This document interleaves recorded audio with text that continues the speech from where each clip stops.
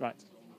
So, we're about an hour and 40 minutes away from the autumn statement, and it would be stupid of me to make any predictions when probably people are being briefed already on what's actually happened. 5 things, though, to look out for from George Osborne's crucial statement. Firstly, borrowing up, possibly by tens of billions of pounds, and this is not the first time. At each statement he's had to produce since the June 2010 deficit reduction plan, he's had to increase that number of borrowing in years to come. So look out for that number, maybe 10, 15, 20 billion more borrowing.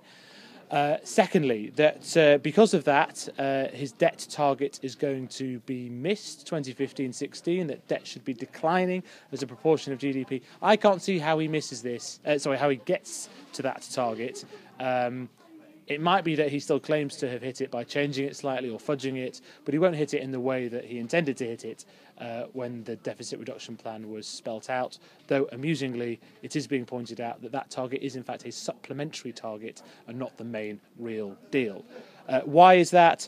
We're going to see that growth projections are going to be downgraded this year, next, and possibly for the years after as well. So a more sober assessment, not just of where the economy is in right now, reflecting the double dip, but also of the capacity of the economy to grow, get back to boom time, as it were, going forward. And that's impacted upon the public finances. So watch out for those growth prospects.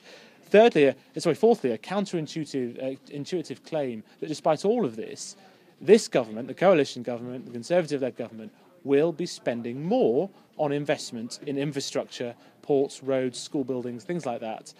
They're claiming they're spending more in this Parliament than Labour did when you averaged 1997 to 2010.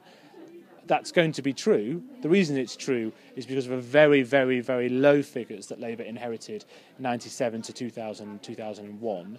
It certainly will be a cut in the current Parliament set against what they inherited, but it's quite a claim, and it shows that they're very sensitive to arguments that they aren't investing in the economy, investing in the future of the economy. They now will be able to point at Ed Balls and Labour and say, what are you going to do? You'd have spent less on these crucial investments for the future of the economy.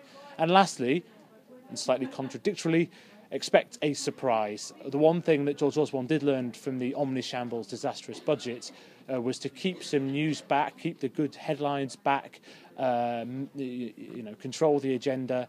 He genuinely believes that that's what caused the omnishambles, and some people would disagree with that. So expect some sort of rabbit out of the hat, maybe not good news, maybe a sort of evil reverse rabbit, an evil hare perhaps. That might come towards the end of the speech, a surprise. Expect that surprise, if that doesn't sound like a contradiction in terms.